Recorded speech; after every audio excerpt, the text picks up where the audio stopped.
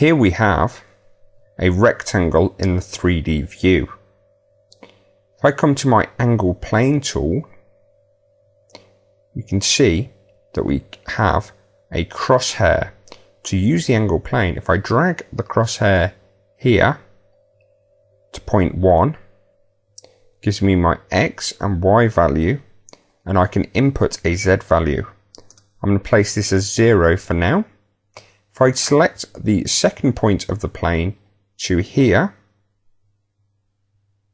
I have my X and Y value, and I'm going to put in my Z value of 12 and press create.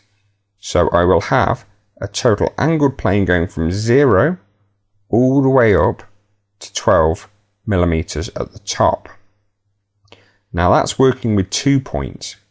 If I delete this and start again, and I go point 1 there, that can be 3 millimeters.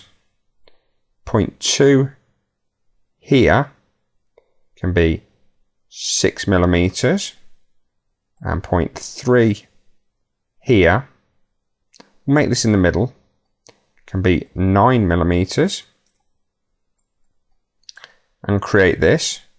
We'll see we have a plane going from sloping from 3 to 6 this way, but also both working their way up slowly towards 9 millimeters this way.